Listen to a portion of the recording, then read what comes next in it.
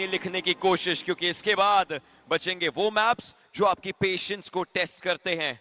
तो एक war cry हर एक वॉरियर की तरफ से आनी लाजमी हो जाती है। एक प्रचंड शुरुआत करनी थी जो कुछ टीम्स ने करी, लेकिन अभी भी इस डगमगाहट से निकल करके ये कुछ नाम ऐसे होंगे जो शायद अपनी जगह बनाए। कुछ ऐसे नाम जो टॉप 5 में आना चाहेंगे, कुछ ऐसे नाम जो टॉप 3 में आना चाहेंगे, एक नाम जो चोटी के शिखर पर आकर के बैठा हुआ है। उस नाम को वापस नीचे लाने के लिए हर कोई मेहनत करेगा, लेकिन नोवो रेपनॉय से लेकर के क्वेरी तक इस गेम का फ्लाइट पाथ रॉबिन, इस गेम के अंदर कोई ना कोई शूरवीर सबसे ऊपर आने के लिए हर जद्दोजहद करने को तैयार। होशियार ओशन, जिस तरीके का ये फ्लाइट पाथ हमारे आंखों के सामने है, बिल्कुल सदर्न साइड। हमने काफी नॉर्मल फ्लाइट पाथ देखा था अभी तक, जहाँ पे मिड रेंज से वो जाता था हर बार, लेकिन एक बार तो ऐसा मुश्किल है यहाँ पे इन सारी टीम्स के लिए, जहाँ पे अब बारी रहेगी कि नॉर्दर्न साइड की टीम कैसे अपने ड्रॉप पे जाएंगे। K9 व्हीकल उठा के सिवर्नी तक जाना, मैट किंग और जो कंटेनर सिटी का वो कंट्रोल बनाना थोड़ा मुश्किल जरूर रहने वाला है, लेकिन आसानी से पहुंच जाएंगे अपने अपने ड्रॉप पे। इन जगह तक पहुंचना है, लेकिन वो सर्कल एक स्टैंडर्ड एयरएंगल, ज्यादा कोई एरियाज ऐसे नहीं जहां पर आसपास मुश्किलें हो प्लेयर्स को। टीम सोल उनका ड्रॉप एक स्प्लिट के अंदर हो रहा है। अब ऐसे स्प्लिट्स में हमने देखा है कि टीम सोल के प्लेयर्स पकड़े भी जाते हैं, पकड़े गए भी थे। तो ऐसे में पैराशूट जल्दी से जल्दी लैंड हो जाए और फिर प्लेयर्स जाकर के फाइट करने की कोशिश करें, वो एक बात होगी। Orangutan started off decent, ups and downs कुछ गेम्स में आए, आज के दिन भी मुश्किलें थोड़ी बहुत झेली हैं इन्होंने, लेकिन इन्हें भी पता है कि ये कहां जा रहे हैं और उस चीज की तैयारी किस प्रकार से कर रहे हैं। ऑलराइट, बिस्गॉड आराम से अभी के लिए जाते हुए नजर आएंगे, कोई दिक्कत की बात इनके लिए भी नहीं है। कैलकुलेशन काफी अच्छा, इन्हें पता है कि मिल्टा कोई आया नहीं है, मिल्टा पावर का भी कंट्रोल यहाँ से बन सकता है और उसके आगे वाले एरिया को भी वो अच्छे तरीके से चेक करना चाहते हैं। बैक टू बैक एयरएंगल, और हर बार हमने देखा है कि ईस्टर्न सर्कल जहाँ पे मेंशन के आसपास हमें आखिर के स्टेज देखने को मिल रहे थे, फाइनली एक ऐसा सर्कल आया जहाँ पे उम्मीद हम लगा सकते हैं कि रिजॉर्ट के नीचे वो आखिर के स्टेजेस हमें देखने को मिलेंगे। एनएस धीरे धीरे करके ओवरऑल स्टैंडिंग में वो काफी अच्छा जंप बना, 105 पॉइंट टोटल इनके पास, और एकजुट एक साथ एक व्हीकल में कभी भी आसान होता नहीं है, लेकिन इनके पास भी वो इन्फॉर्मेशन कि फ्लाइट पाथ के अनुसार जो डिस्टेंस हमने बना लिया है अभी हमारे आसपास कोई नहीं होंगे, और यही वो रीजन है कि काफी आसानी से अपने ड्रॉप की तरफ ये 4 खिलाड़ी एक व्हीकल में जाते हुए। क्यूबीजीज नजर आ रही हैं, इनफैक्ट वेक्टर नजर आ रही है प्लेयर्स के पास, तो जो भी लूट मिली है उसी के साथ शुरुआत कर रहे हैं। थोड़े बहुत आसपास के एरियाज को देखने की कोशिश, and you just look at it, K9 के प्लेयर्स जस्ट मूव किए हैं, टीम सोल के प्लेयर्स थे आसपास, तो ये मूवमेंट थोड़ा बहुत एक दूसरे को इंफॉर्मेशन पता चली होगी, लेकिन रूइंस के साथ से मूव करते हुए K9 के प्लेयर्स ये सोच रहे हैं कि शायद उस डायरेक्शन में ये जोन के शिफ्ट्स हो सकते हैं, क्योंकि उनको तो वैसे भी सेवर्नी की साइड पर ही जाकर के शुरुआत करनी होती है, क्योंकि फ्लाइट पाथ नीचे का था, तो अब जाकर के वो अपना मूवमेंट शुरू करेंगे। ऐसे में सेवर्नी तक पहुंचने का समय, अगर वो वहां जाना ही चाहते हैं, फिर वहां से सर्कल के अराउंड खेलना, रोजॉक के रिवर को क्रॉस करना और फिर अपने आप को सही जगह रखना, दिक्कत की बातें हो सकती हैं थोड़ी देर में। सबसे अच्छी खबर K9 के लिए ये रहेगी कि जल्दबाजी नहीं करना पड़ेगा इन्हें, और आसानी से सिवर्नी का एरिया लूटा जाएगा, और वहीं पे जाएंगे तो पहले स्टेज को काफी अच्छे तरीके से एंजॉय कर सकते हैं। मैं कंप्लीटली वेस्टर्न साइड देख रहा हूँ फिलहाल सर्कल में, मिस्टीरियस 4 एक बहुत बड़ा स्प्लिट रखे हुए हैं, कैलकुलेटेड मूव, उन्हें भी पता है कि शोर लाइन के एरिया में टीम्स उतनी अर्ली स्टेज पे आती नहीं है, आसानी से लूट करेंगे, और एंट्री बस कहाँ से करना चाहेंगे वो एक बहुत बड़ा सवाल। कंटेनर सिटी, उन्हें पता है कि मैट किंग वहाँ पे हमेशा ड्रॉप लेते हैं, और जिस तरीके की मूवमेंट उनके एंड से स्टार्ट हुई है बहुत जल्दी वो मैट किंग की तरफ बढ़ने वाले, बट ओजी इन्होंने भी अपने पहले रोटेशन को अंजाम देना स्टार्ट कर दिया है। मिल्टा पावर एक अच्छा कंट्रोल बनाया गया, डिसेंट लूट है अगर आप इनके पास देखें तो, उसके बाद भी सर्कल की तरफ ये अप्रोच रिस्की है लेकिन कैलकुलेटेड है। ये सोची के प्लेयर्स जिस तरीके से अभी मूव कर रहे हैं, रोजॉक की साइड पर नॉर्मली हमने इनको खेलते हुए देखा है, तो अभी भी उस जगह पर जाने की पूरी कोशिश ये प्लेयर्स करेंगे।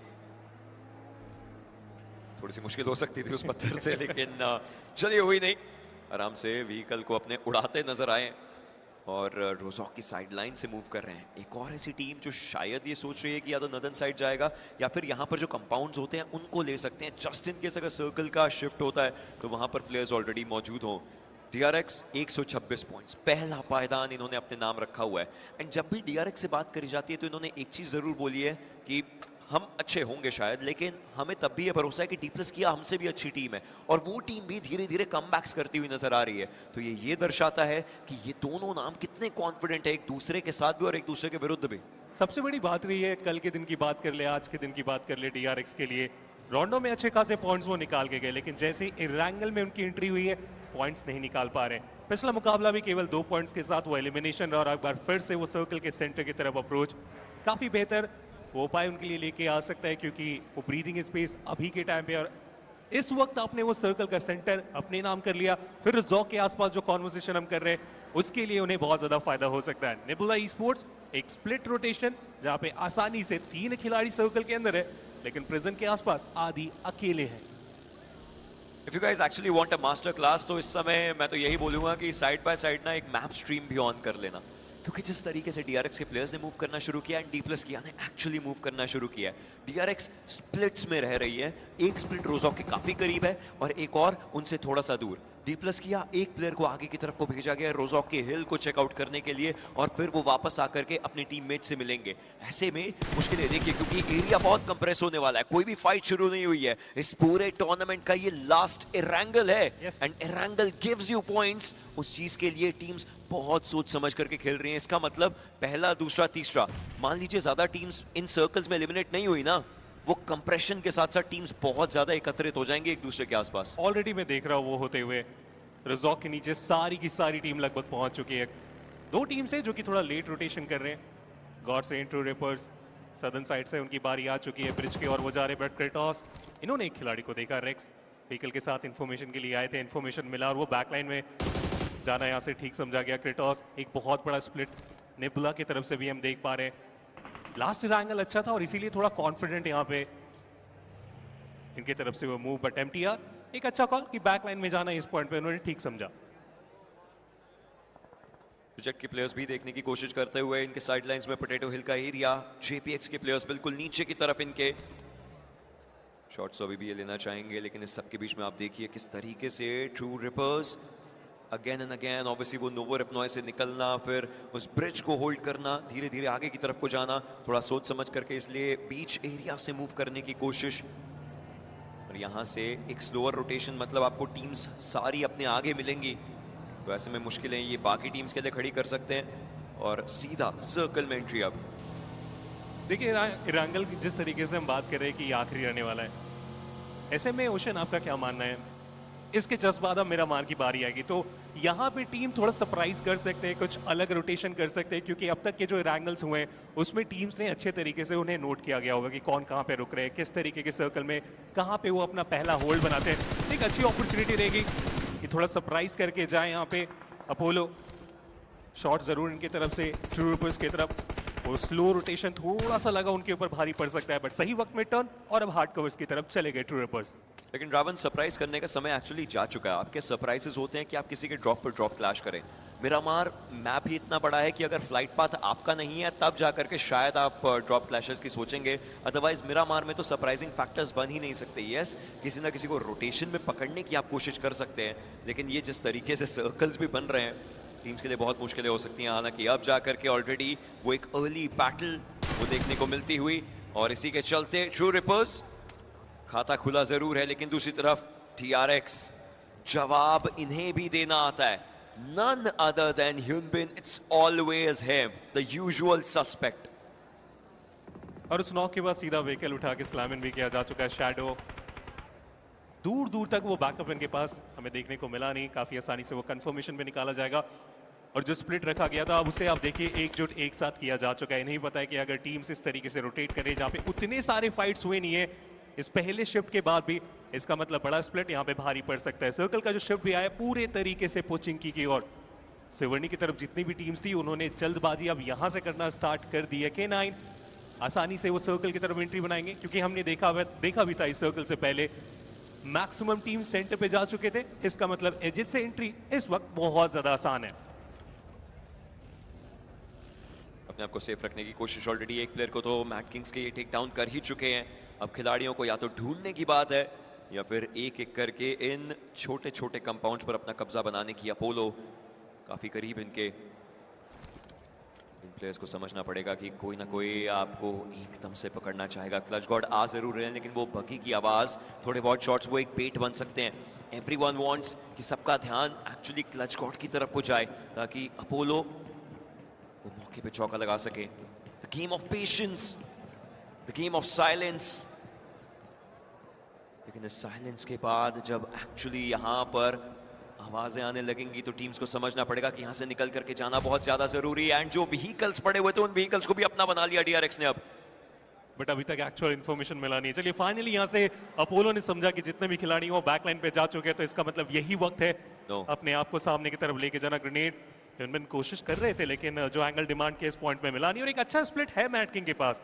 हाँ साइडो को यहाँ पे गवा चुके हैं लेकिन अभी भी ये 3 खिलाड़ी यहाँ पे जवाबी कार्रवाई कर सकते हैं। दूसरे एंड पे एनएस ओजी के ऊपर वो अटैक, आतंकी को नॉक भी करेंगे, काफी आसानी से बाहर भी किया जाएगा। रज़ॉक के नीचे ये फाइट मजेदार होता हुआ फिलहाल एनएस के लिए।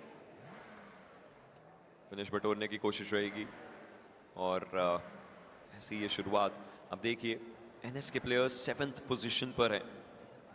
धीरे धीरे उनको भी ऊपर आना है और एक ही गेम में वो अपने आप को भी एक्चुअली टॉप 2 में देख सकते हैं। This is how close it is.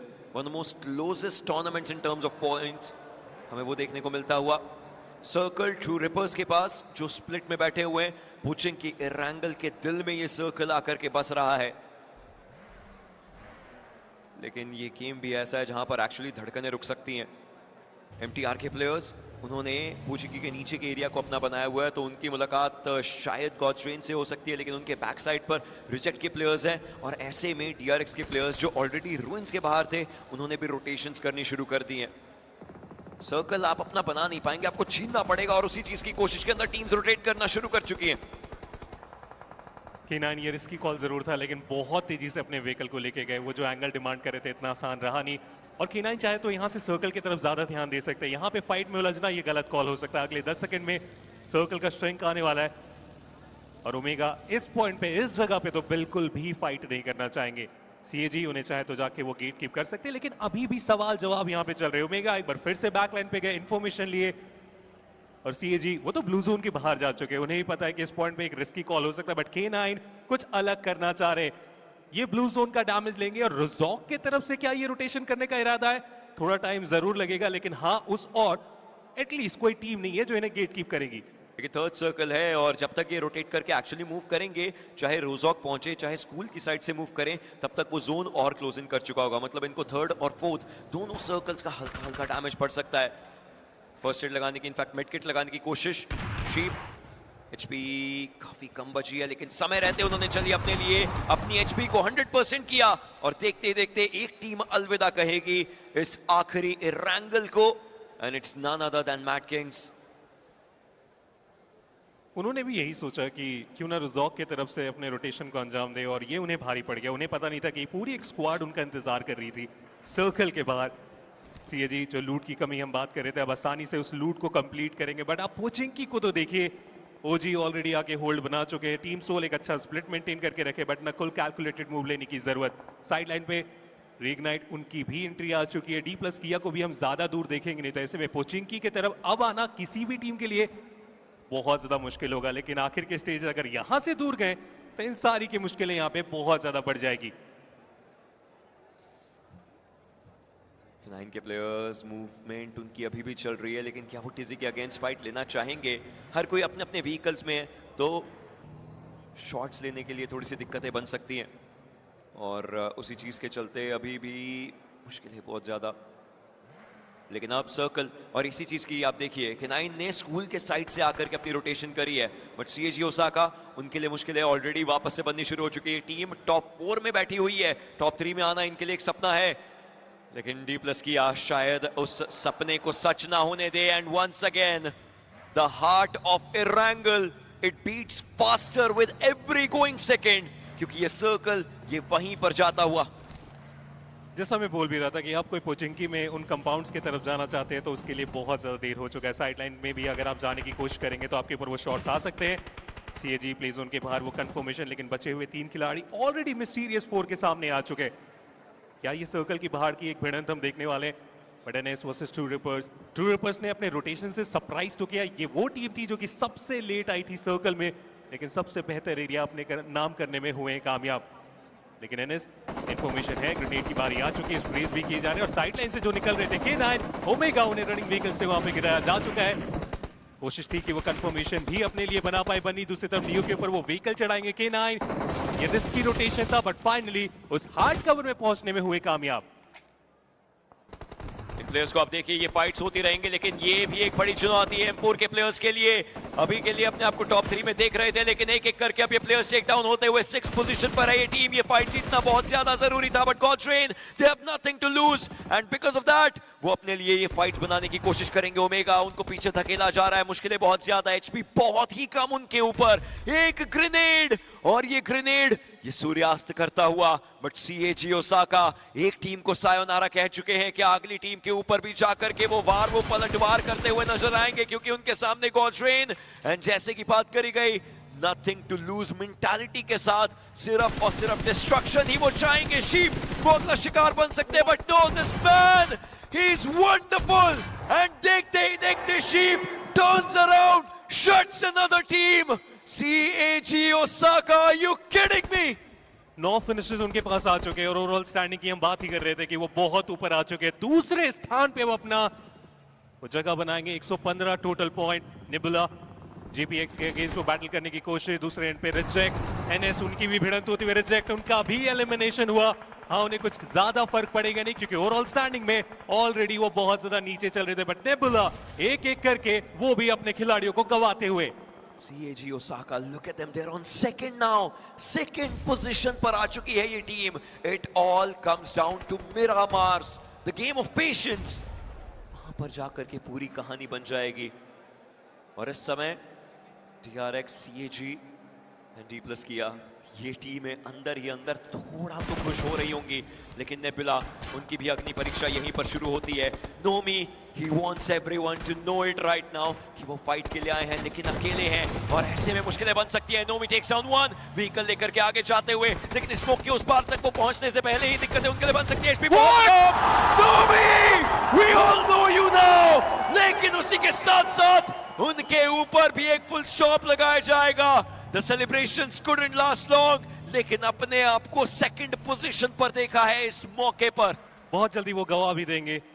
उनके जज्बात जो टीम है वो काफी अच्छे फॉर्म में चल रहे हैं, 9 फिनिशेस भी निकाल चुके हैं, तो बहुत कमाल की कोशिश थी। व्हीकल में जिस तरीके से उन्होंने सीट स्विच किया, सही वक्त में वो निकले और उसके बाद जो कनेक्शन बनाया गया बहुत मुश्किल था, लेकिन उस खिलाड़ी ने एक कारनामा को करके दिखाया। लेकिन MTR दूसरी तरफ K9 के ऊपर वो अटैक, हाइट का पूरा एडवांटेज, और ऐसे में K9 एक ओपन ग्राउंड से आगे जाने की जरूरत पड़ने वाली है। पोचिंकी से भी शॉट्स आएंगे, ओमेगा बहुत संभल के आगे बढ़ने की उन्हें जरूरत पड़ने वाली है। MTR 2 फिनिशेस है, हाइट का भी पूरा एडवांटेज, लेकिन दूसरे पे K9 सीधा व्हीकल से गए OG के ऊपर। AK उनकी मुश्किलें बढ़ाई गई और देखते ही देखते K9 जो रिस्की लग रहा था, चलिए उसे रिवॉर्ड में तब्दील करते हुए।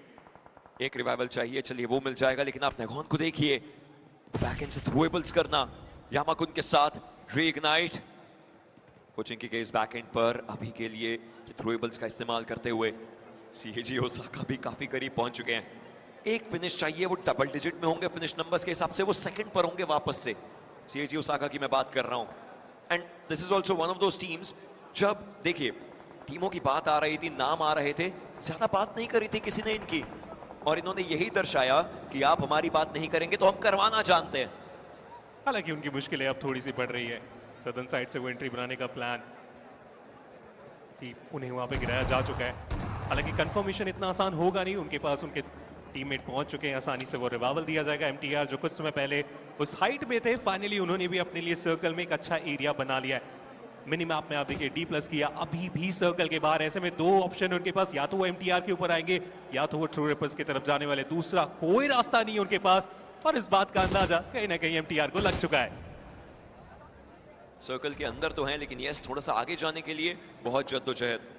थोड़े बहुत शॉट्स उन्होंने दिए और ये शॉट्स इसलिए थे ताकि वो अपने ओपोनेंट्स को बता सके कि आप यहाँ से रोटेट मत कीजिएगा, इससे उनके लिए भी एरिया खुलता है। लेकिन D+ किया के प्लेयर्स उन्होंने ठान लिया था कि वो यहाँ से जाएंगे और शायद एक बहुत बड़ी भूल हो सकती है। एक एक करके प्लेयर्स को टेक डाउन करने की कोशिश। शिप्स वो ब्लू का डैमेज अभी भी ले रहे हैं। नोल्बू वो उस साल के लिए कवर बनाने के लिए वो स्मोक्स कर रहे हैं, विजन ब्लॉक करने की कोशिश कर रहे हैं, लेकिन वो ग्रेनेड नोल्बू के काफी ज्यादा करीब, उनके ऊपर डैमेज आएगा एंड चिप्स उनको भी चिप डैमेज देते हुए कियोलमाओ ने एकदम से डाउन किया है। It all comes down to two individuals. ओसाल, नोल्बू एक दूसरे पर, अगर पूरी लॉबी में कोई दो भाई एक दूसरे पर सबसे ज्यादा भरोसा कर सकते हैं तो वो ये है, लेकिन उस भरोसे को तोड़ने के लिए उत्सुक, उनका सुख चैन छीनने के लिए उत्सुक। बट नोल्बू the rising star, the once rising star, उन्हें कोशिश करनी पड़ेगी कोई इस फाइट को अपना बना सके। ग्रेनेड का काफी अच्छा इस्तेमाल चल रहा है, लेकिन आखिरी कनेक्शन MTR क्या बना पाएंगे? ऐसे में रेक्स उन्हें भी रिवाइवल देने की जरूरत पड़ने वाली है।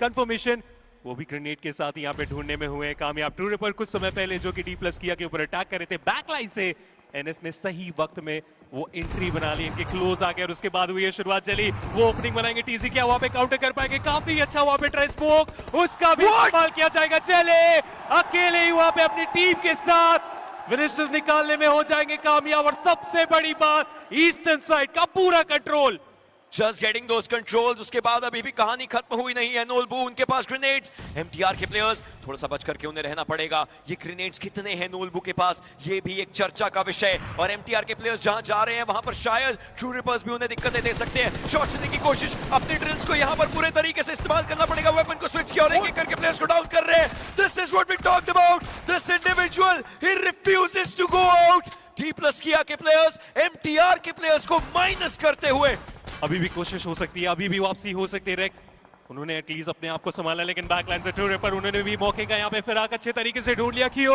व्हीकल से आए, नॉक किए, कंफर्मेशन निकाला गया। रेक्स एक लौते खिलाड़ी है, उन्होंने यहाँ पे अच्छा जवाब दिया, लेकिन ज्यादा देर तक नहीं। ट्रू रिपर एक एक करके फिनिशर निकालते चले जा रहे। D+ किया कि आखिरी खिलाड़ी ने कोशिश की, लेकिन ज्यादा देर तक नहीं। ट्रू रिपर्स 9 टोटल फिनिशर निकाले जा चुके हैं।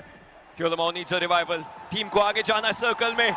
जेली की उस गर्जन से एक बहुत ही अलग तरीके से ये पूरा अरीना इस समय उमड़ता हुआ, लेकिन अब टीम सोल K9 एक दूसरे के आमने सामने।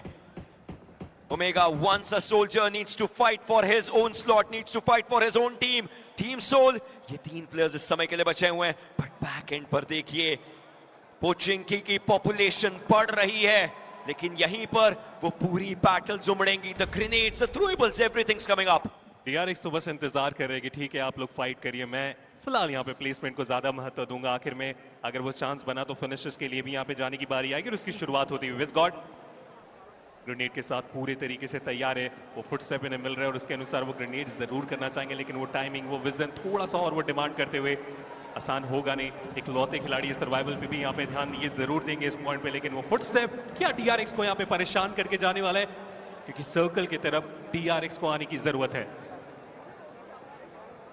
वो ग्रेनेड उन्होंने विज़गॉड के लिए डाला जरूर था, हालांकि विज़गॉड उस जगह पर एग्जैक्टली मौजूद नहीं थे, लेकिन वो अंदेशा वो है जरूर। नाउ वो अंडरस्टैंडिंग, विज़गॉड वहां से निकल चुके हैं। DRX के बाकी प्लेयर्स को भी पता चल चुका है, घेराबंदी करने की कोशिश, एक स्मोक रास्ते में उठाया, उससे ज्यादा कुछ नहीं, लेकिन एक आखिरी ग्रेनेड विज़गॉड के पास, DP उनके हिस्से में, और उसी के साथ साथ एक शॉटगन, एक DBS।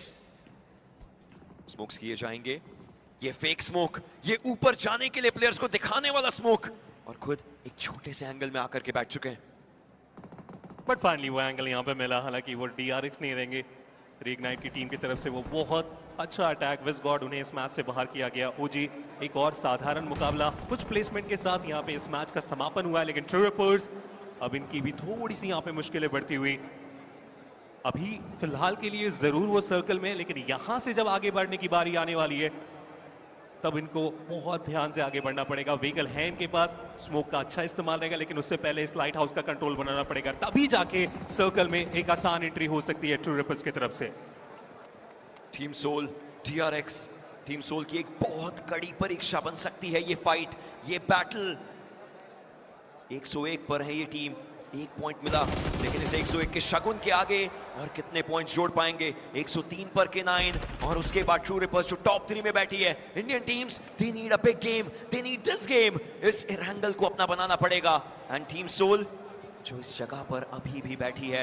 अगर घर के पास आपके लिए एरिया बना है तो वहां पर फाइट लेनी पड़ेगी। साइशेन अटैक इसको देखा जरूर है लेकिन शॉट्स लिए नहीं है। He needs to understand कि प्लेयर्स कहां पर होंगे। Now he takes the shots, लेकिन इसका मतलब उन्होंने अपनी लोकेशन एग्जैक्टली बता दिया कि वो टीम सोल के प्लेयर्स के घर के ऊपर है और सर्कल के बाहर है।